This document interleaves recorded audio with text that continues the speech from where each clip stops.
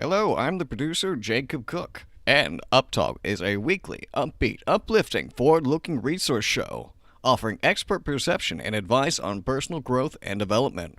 UpTalk will feature guests with inspiring stories and messages filled with informative, life-changing insights. The delivery of this information is through a blend of common sense and practical application. UpTalk will be a big assist in satisfying the hunger for knowing the path to success. And now to our hosts, Lou Vickery and Jason Will. Wow, welcome to UpTalk. I'm Lou Vickery, and what's your name? Stranger? Jacob. Oh, no, Jacob's the guy behind the camera. Oh, right. Yeah. Jason. Well, you call me Jacob all the time. I know that, but if you go get your name tag, then it would help both of us. I just think it would be easier if there was two Jacobs. It would be, wouldn't it? Don't you think so? Both of you start J.A. Yeah, we're just going to simplify. But then it goes, in a different direction now. Yeah, well, welcome back. It's great to have you. Jacob Will. Jason Will, let's make it official. Okay. All right, you welcome back. You've been doing some world traveling. Yeah, well, technically, yeah. Yeah, you really have, haven't you, huh? Yeah, so I went all over the place. Went to the Bahamas. We had you on secret assignment in the Bahamas. Yeah. Huh? Mm-hmm. Yeah, and then the next thing I talk to you in Dallas. Yep, in Dallas. Huh? So I've been busy, but I'm home for a bit. I get to sleep in my own bed for a little while, so I'm excited about that. Wow. I love to travel, but you always love to come home to your own bed. That's good. That's good stuff. Man, what's going on? What are we in for today? What do we got? Oh, we got a guest that's just outstanding, unbelievable. You name all the superlatives, and Dave Krajicek is going to be our special guest. Now, wait to hear about Dave's, what his background is. What did we do to get him here? How did he, does he owe you money or something? No. Yeah, I owe him money. And I told him where he could collect. Yeah. You don't bring money to the tennis court. Do you? No, and I don't bring tennis balls. I brought a can of tennis balls. Let me tell you about these guys. And that's where I met Dave, was through tennis. And I brought a can of tennis balls back, several months back. And I look around and all of them are laying out. They could not believe it. And they were afraid they were going to be white. You know, back in the old days, they were white. And they were all afraid they were going to be white. But they turned out to be green. They were a Christmas gift. Yeah. Well, yeah. You okay? Yeah. All right. Well, Dave is... Dave writes, he's a writer, and he writes about murder, mass killers, and all that kind of stuff, Wow, this is going to be interesting. But what really is kind of intriguing, and as I looked at his resume and his background, he's a former professor at Columbia University. That's an Ivy League school. One of my books I wrote from the first person, and I went to Princeton. So I always wanted to go to Princeton. Well, the only way you can do that is to write about it, right? So yeah. I wrote a book where I went to Princeton. It was fun. But Dave writes for New York Daily News. He writes, and I will let him tell us about it. This is pretty big time. He's big time. Huh? He's big time. Called The Justice Story. And that story's been going on since 1923. Now, I don't believe Dave has written all the way back to 23. No, unless he was reincarnated. Yeah, whatever his youth regimen is, we need to get on that. That's right. It is right. Well, at any rate, Dave is going to be our special guest and today, and we were excited to have him. I'm going to kind of hold everything else in abeyance, and he can tell us all about it. He's interesting, so maybe we should let him do some talking today.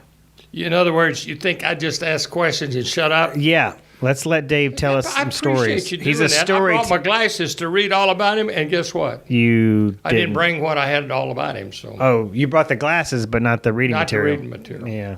It's kind of par for the course for. You know what? But I have a built-in excuse. What is that? I'm left-handed. Oh. There you go. You probably left him on the right-hand side of your counter. We got to take a breath.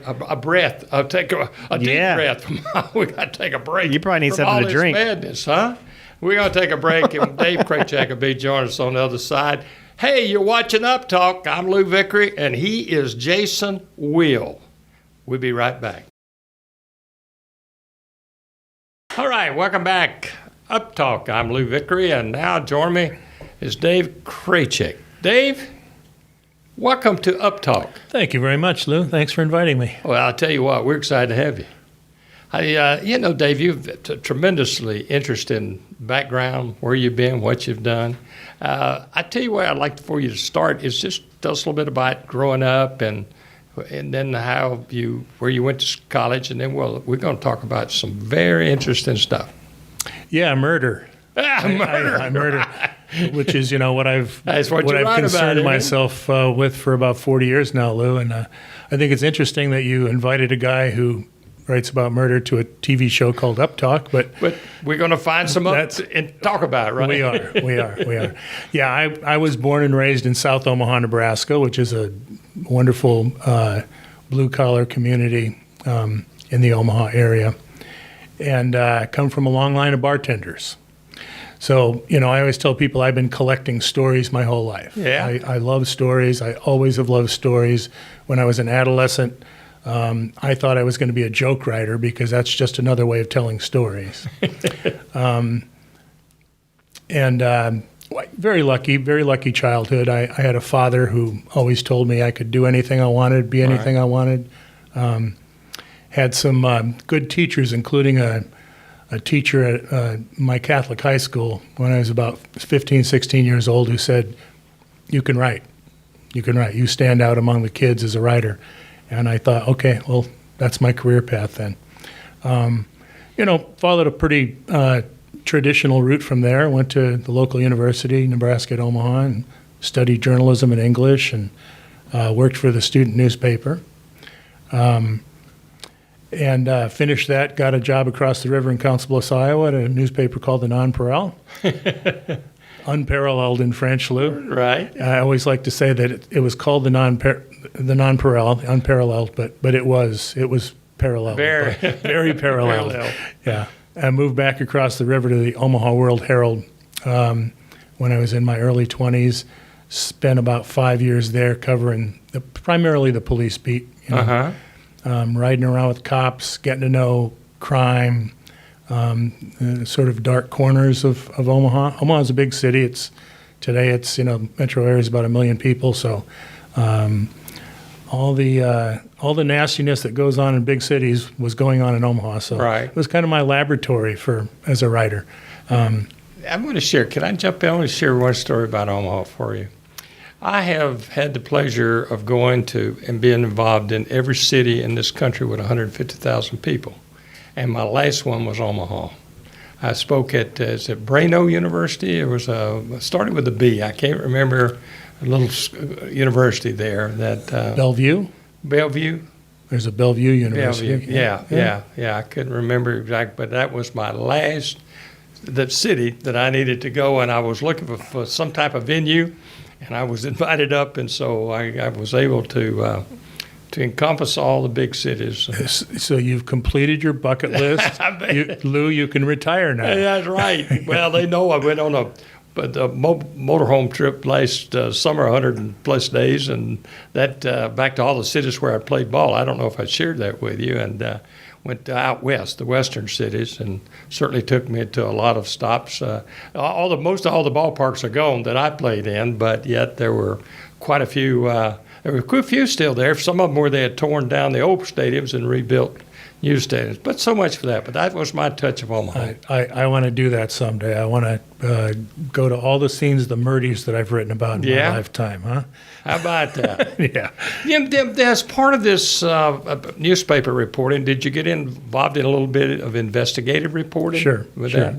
Yeah. Every story that you work on is investigative. You're trying to dig for a little more information, right? Yeah, I'll tell you something. People often ask, where do you get your material? Well, there are two components to writing, as you well know. First is the research. Second is the writing, and you can't write well unless you research well. That's right. So, that's true. I pride myself on my digging. I enjoy that process. I enjoy the research. Mm-hmm. And if I stood out as a young reporter working in the Omaha area, it was probably for my research, my reporting, as opposed to my writing. Had occasion at some point after I'd been in Omaha working at the World Herald for a few years to travel to New York for a conference, and the city lit me up. You and I had a conversation about your first trip to New York, and you either love it or you hate it. I was one of those guys who loved it.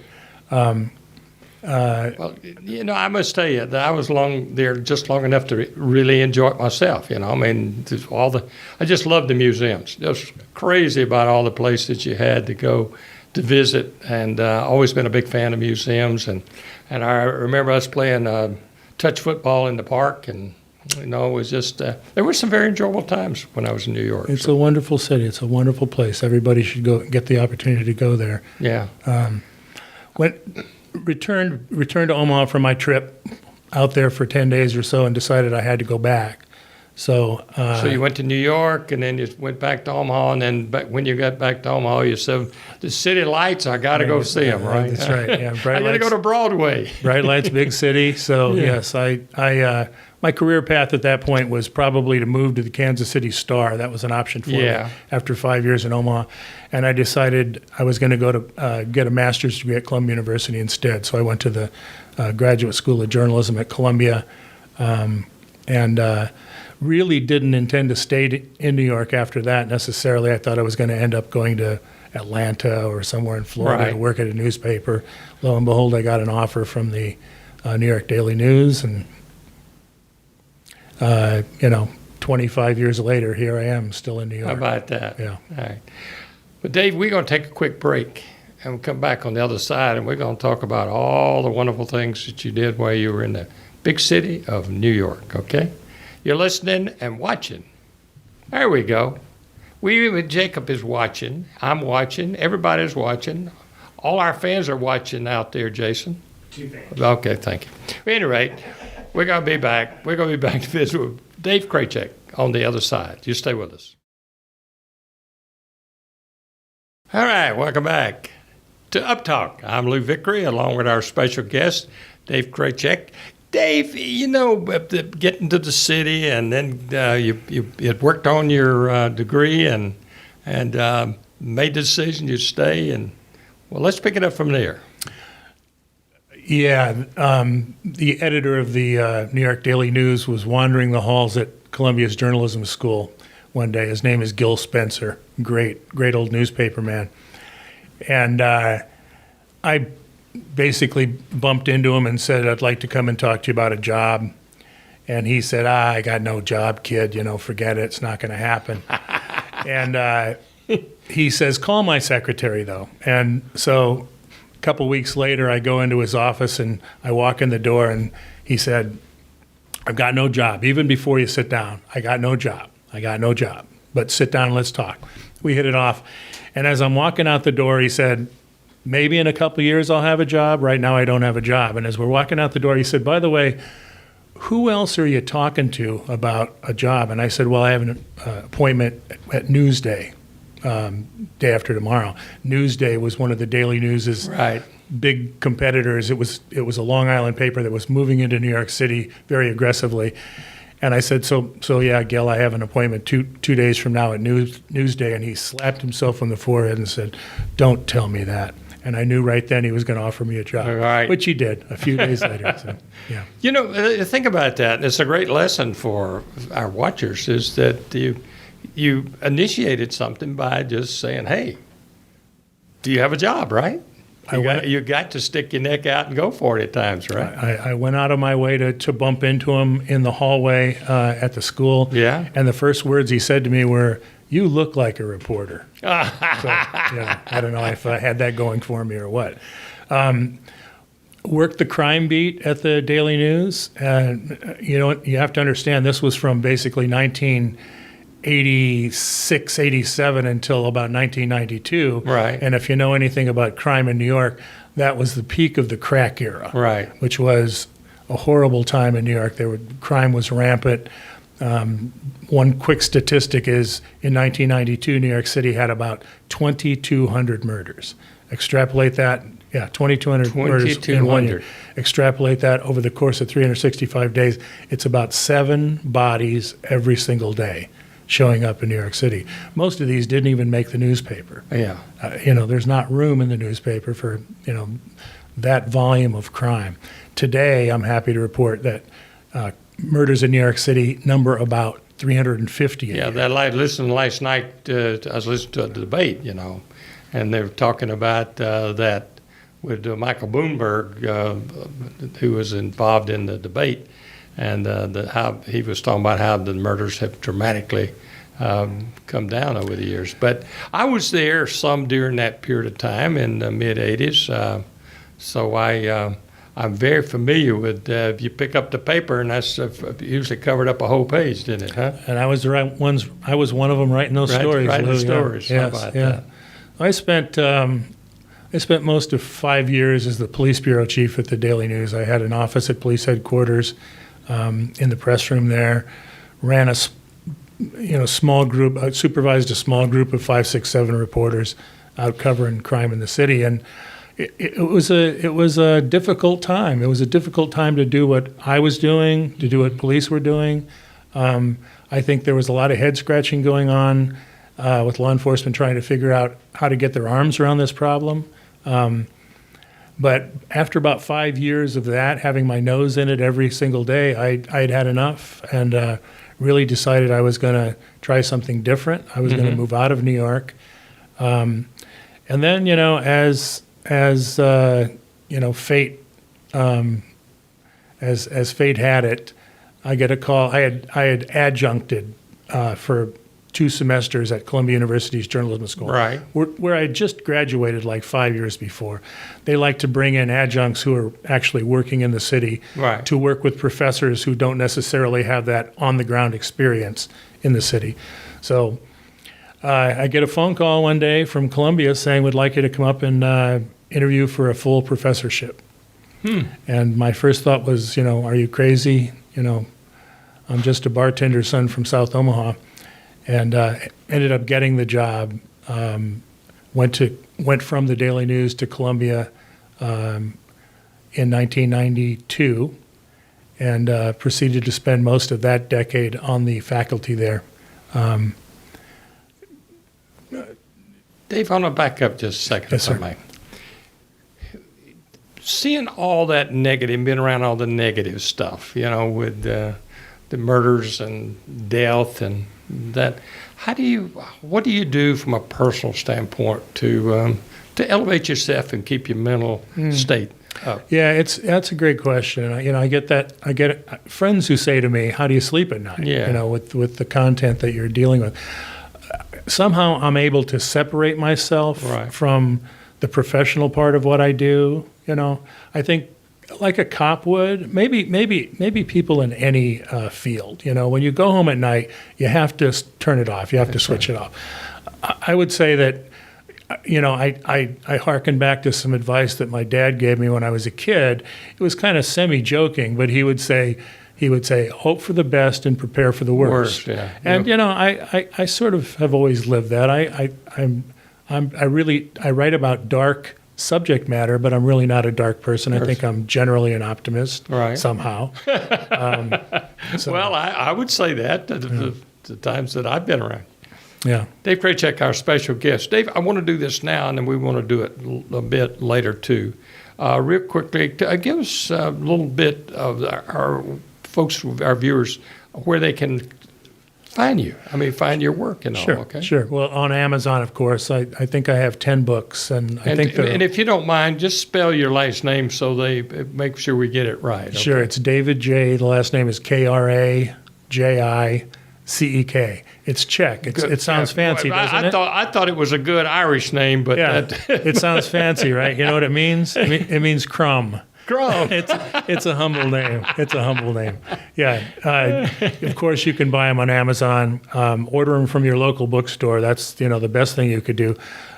But Books A Million has a collection of my books right here in Lower Alabama and other Books A Million stores.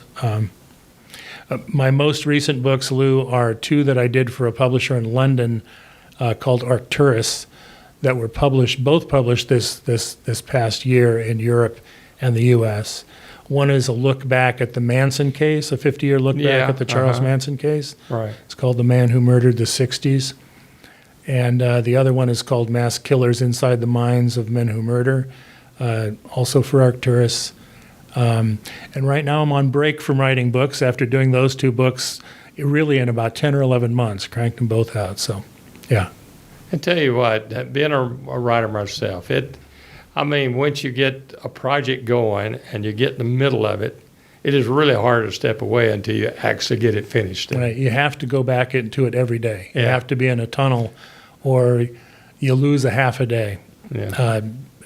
If you take one day off and try to get back into it, you lose a half a day. How about that? Well, we're going to take another break. Dave Krajicek, our special guest here on UpTalk. David's a writer and a good one. It's about murder. But we are having a UpTalk about murder here, about his work. We're going to be back after this word, and we're going to talk with Dave a little more about it. We'll find out how in the world he got to our neck of the woods. You stay with us. All right, thank you very much, and welcome back to UpTalk. I'm Lou Vickery, our special guest, Dave Krajicek. And Dave, interesting what you've done through the years and how you got to that stage. But so you were at Columbia for about a decade, you said. All right. And let's pick it up from there. What happened after that? Well, it was a wonderful thing because, as I mentioned, I'm of Czech ancestry, and they picked me. The school chose me to run a program in Prague in the Czech Republic. Uh-huh. Basically, this was after the end of the Soviet Union. Right. And Charles University, which is a venerable institution in Prague, was basically looking for some help to to modernize its journalism training program. And so I spent 4 or 5 wonderful years in Prague itself, going back and forth. I'd go for 3 or 4 months at a time. Yeah. It was a great opportunity for me. Also, while I was teaching at Columbia, I wrote my first book for Columbia University Press. It was called Scooped, and it was a critical analysis of how the media covers crime and how the authorities deal with crime. This is really an outgrowth directly of the work that I'd done covering the crack problem in New York City. So that was kind of my foot in the door for book writing. Right. And have continued that to this day. As I said, I've now published 10 books. The first one was nonfiction analysis, and that bled into, if that's the right verb to use, literally, yeah. true crime books. True crime books. At the time that I left the Daily News, at the time that I left Columbia University, I went back to the Daily News and wrote a column in the Sunday paper called The Justice Story. Yeah, right. You referenced in the introduction, Lou. Now, back that up. It said it started about 1923, so obviously they had different writers, but it had been continuous since then? It was. It absolutely was. It's the longest running true crime column in the American press. Huh. It's about to celebrate its 100th anniversary. I did it for 20 years. I finally retired from that this past fall. And it was a full-page weekly feature that basically looked back at an interesting crime case. And, I would retell it, in some cases do some fresh reporting, but generally it was a retelling, hopefully in an interesting way. Right. Kind of a historic or noteworthy crime case. How about that? So I wrote 500 of those. 500. 500. I decided 500 was a nice even number. So a good time to retire on it. Huh? Yes. And at the same time that I was doing that, I've been writing true crime books right along.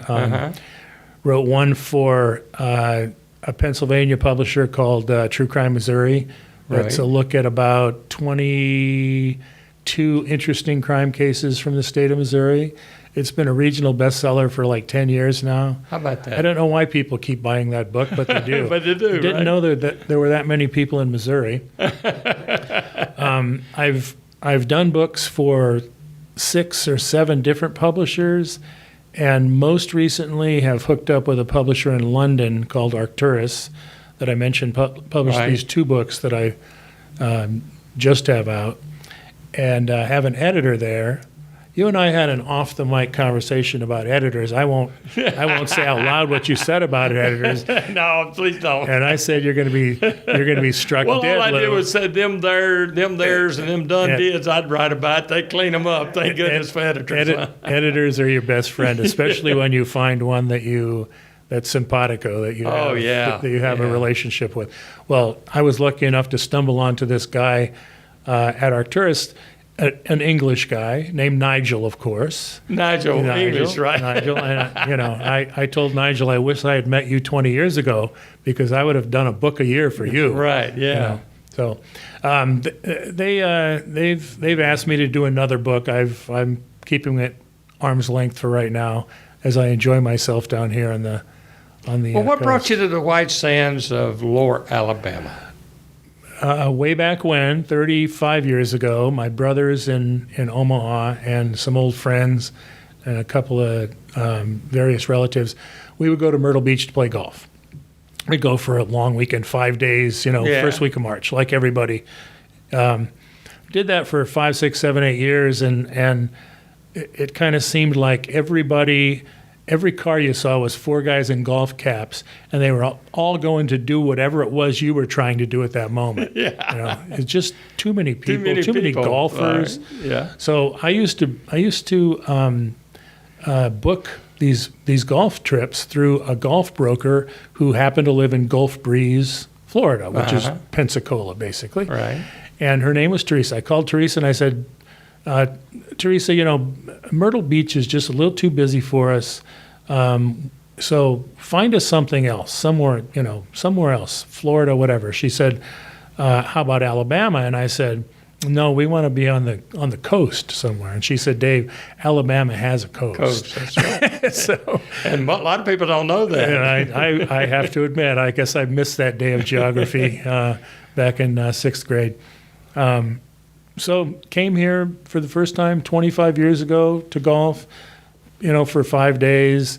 And then 15 years ago, it became a month that I would stay. And about, a decade or so ago, it became 2 months. And, I'm lucky because of my occupation that I can give me my laptop and I'm Sure. good to go. That's right. I was talking about That's the only work tool you have right now. I was talking about this column that I wrote for the Daily News. I wrote that thing from Costa Rica, from South America, from Europe, Yeah. the Gulf Coast more times than I can count. So, I was very lucky to be able to come down here and spend winters as a relatively young man. That's great. And I'm continuing it. And you play a little tennis too. Not I all do. golf, but a little tennis. You're a pretty good tennis player. Well, thank you. I play a power game, and Lou is a cutter.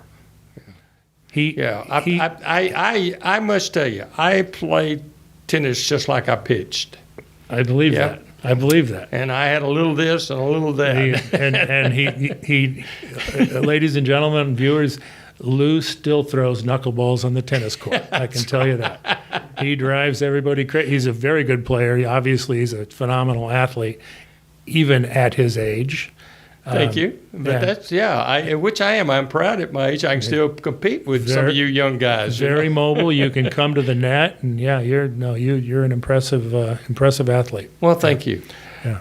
Dave, the way I'd like to end our session together is that if you wanted to express something to a young aspiring writer or somebody that might have an interest in getting involved in writing as a profession, what kind of advice would you offer? Yeah, it's a different business today than it was when I got into it. I can assure you of that. There's been contraction in the newspaper industry, in particular. The New York Daily News, when I went to work there, had circulation in 1986 of 1.5 million a day. Right. And they now sell about 250,000 newspapers a day. There's huge contraction. Everybody is still trying to figure out what to make of the internet and the changes that it's caused, online news and so forth. But I'll say that there are more online news opportunities than ever before, and younger people are hip to that. They sure are. They grew up with electronics, so they understand it far better than I do. But it's still a great profession. find great stories and tell them well, that hasn't changed. No. Whatever mode you're talking about using, whether it's ink scratched on parchment paper, a newspaper, or online, it's still a matter of find great stories, source them well, do your reporting, and tell the story. Outstanding. Well, Dave, you don't know how much we appreciate you stopping by and visiting with us. It's been a complete pleasure. Yeah, well, thank you. And we hope you'll come again. Thank you very much. All right. Dave Krajicek, our special guest here on UpTalk. I'm Lou Vickery. We're going to take a break. Jason will be back to join me, and we're going to do a little critique of our visit with Mr. Dave Krajicek. Stay with us. Oh, well, welcome back to UpTalk. I'm Lou Vickery, and joining me now is Mr. Jason Will. Hey, good to be here. Boy, that was a great interview, wasn't it, huh? It was way too short. Way too short. You you got to think about all the stuff he's seen and all the experiences he's been through. Yeah, well, and you guys, probably could have asked him a little more specifics. Yeah, huh? yeah. Well, we'll get him back again, and we're gonna have to. That. We're gonna have to. Yeah. Well, what'd you pick up from what Mr. Dave Krajicek had to say? Well, it's interesting. We got to put a positive spin on death and murder. I've got a book here that Dave wrote, Mass Killings. You zoom in on that, Jacob. Look at that, Mass Killings. But there is a common theme of successful people, a common theme of persistence. For knowing what they want and going after it, and I think we're definitely missing some of that today. People really wanting to go after and maybe follow their passion. Do you think that being in a kind of instant pudding society, that if you don't get it right away, or the microwave society, if you don't get it right away, you walk away from it? Do you feel like there's a big tendency for that? Yeah, or people are chasing somebody else's definition of success, or listening to what other people opinion of what they should or shouldn't be doing. But one thing that Dave said I thought was fascinating is that he basically somebody told him that he had a specific talent to be a writer, and maybe more than one person told him that, and then he was like, oh, well, I've got that that recognition that I've got a talent. So I think if you follow the path of your primary skill, then you're going to live a fulfilled life. Instead of doing maybe what you think your primary skill is, you think that it's just, I don't know, whether it's cool or you're chasing money or whatever it is. Right. Well, in my new book, Reach Beyond, which will hopefully be released the next month or so, I tell the story about a young lady that I've known the family for years. A family of lawyers. They go back 4 or 5 generations of lawyers. She went to law school. She was going to be the first female in the family, a member, a partner. Mm-hmm. She stayed 3 months, walked out, and says, I don't want to be a lawyer. And, it was just, the family was devastated, right? Yeah. Today, she started a company with 3 other young ladies to assist women in expanding their business opportunities. I mean, she's nationally known. Right. But that was her passion. It was not law. She studied law, but her passion was obviously something else. Yeah. So she reached beyond. She sure did. And, I guess you could tell that Dave is on the right path because he loves the research. Mm-hmm. Like, to him, the process of writing the book is, just as enjoyable to him as the outcome, or at least that's what I picked up on. Is that he's nodding his head, so I think we nailed it. Good. So it's like most people. What is the stat? Is it 65% of people are miserable in their current job? Well, that's probably a reasonable figure. It's somewhere around there. Somewhere at about almost 2/3. Yeah. So whatever their reason is, it's comfortable, but he had to get uncomfortable to get to the position where he was. He had to take risks. He had to put himself out there. He had to get told no more than once and keep coming back. So there's some themes here that I think people need to be picking up on that are watching. Absolutely. Our two people that are watching. We picked up one because of Dave's credentials. That's right. Dave's attractive girlfriend is going to be watching this. Yeah. So yeah, that's good. That's good. That's good. Well, that's good. Yeah. Well, what else did you gather from our conversation?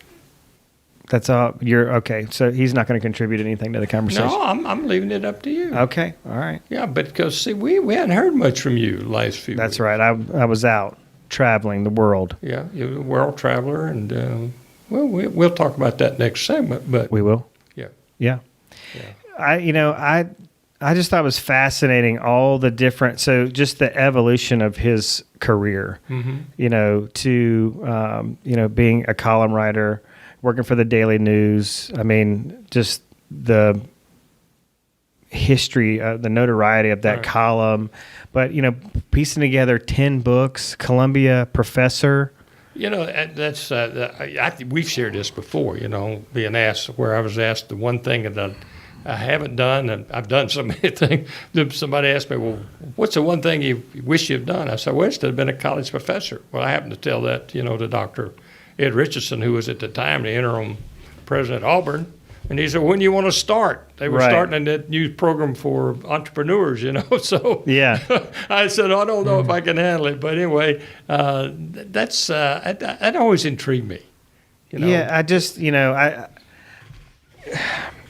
I don't think Dave's gonna have a problem looking back on his life and going, I left some stuff on the field. It's just so there's just this body of work that he has to be very, very proud of, and that's because he's living a life that follows his passion and his talents. And he talked about how the writing industry has changed, and I'm sure that deters a lot of people because it's gotten maybe perhaps more competitive, or these he mentioned there's all these online publications you can write for.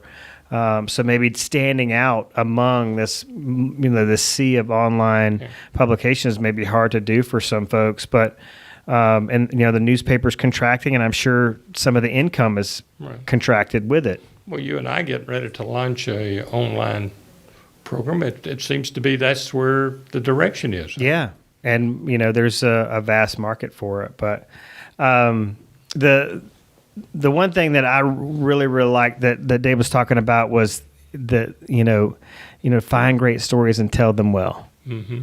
So there's a whole theme that's going on in our business where we're trying to get real estate agents to do a better job of telling the story. Telling the story of the house. Yeah. Telling the story of their clients, telling the story about how they serve their clients, so that people see value in their services.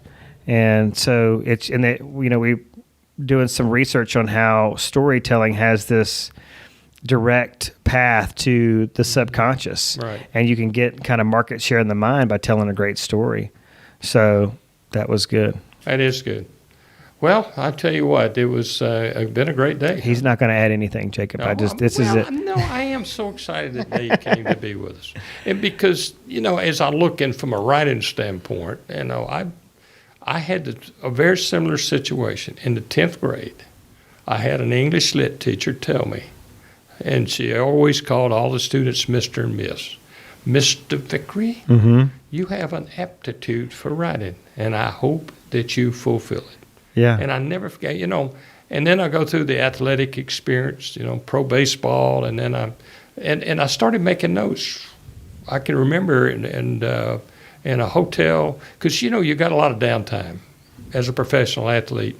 You only go to the ballpark maybe 3 or 4 o'clock in the afternoon, and you play the game at night, and you sleep a little later in the day, but you got a lot of downtime. You got a lot of time, and that's where I started making notes, was when I was playing ball. And I had stacks, just boxes full of notes that I had made.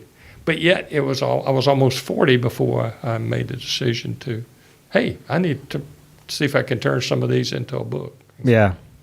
So, but I agree that it does not hurt to have a mentor. It does. I think it's really important that you have somebody that can encourage you, that can stand behind you, and you always got questions. Well, what about this? What about that? But that's really what you do. Well, if you think about it. And I wrote down here that, and you talk about listening a lot. That's right. And how key listening, how how listening is a key factor to success. And you listen your way to the sale, and you have a lot of these Louisms about listening. Yeah, but you have to understand. See, I was blessed with extraordinary external auditory receptacles. You could have probably worked for the government. Yeah, as a listening device, spy. You're right. Well, we got 2 of these and only 1 of these. The good Lord was telling us something, right? Just put you over there in Alaska, and you can listen and hear what's going on in Russia.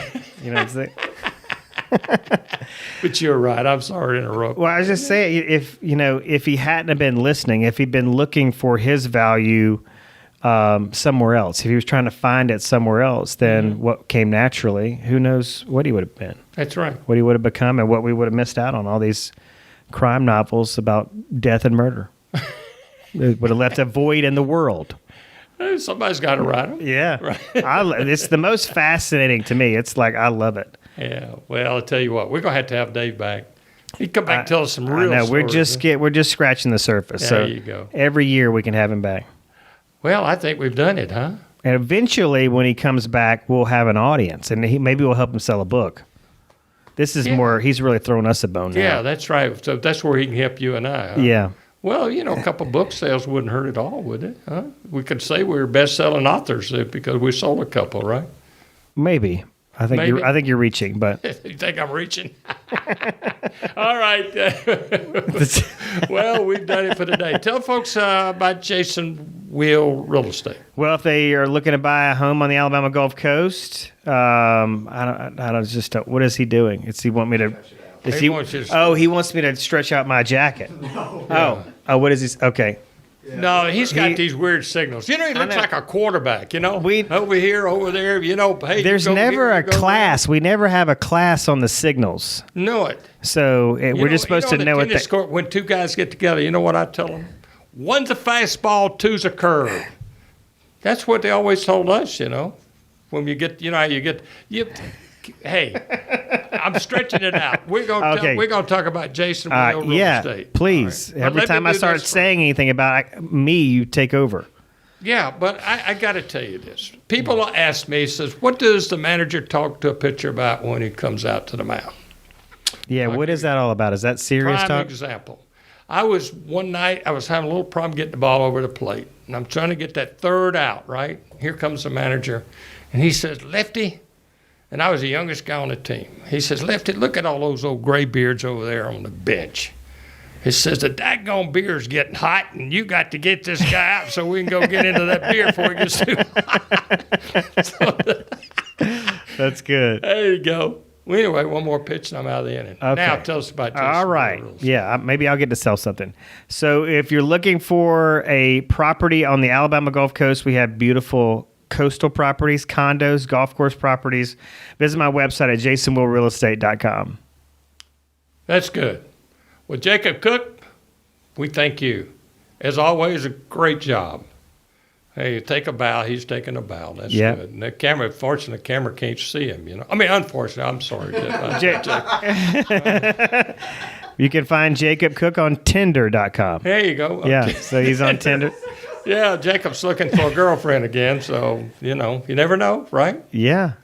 All right, well, we're going to close this madness for the day, but we'll be back with you next week, huh? We'll be back here again next week? As far as they know, the 2 people know, yeah. That's right, good. All right, you've been watching UpTalk. I'm Lou Vickery. He's Jason Will. He is Jacob Cook. Yeah. And we thank again Dave Krajicek, our Jacob Krajicek. Jake, we'll start. What else can we start with a J? That's it. We'll see you. Bye.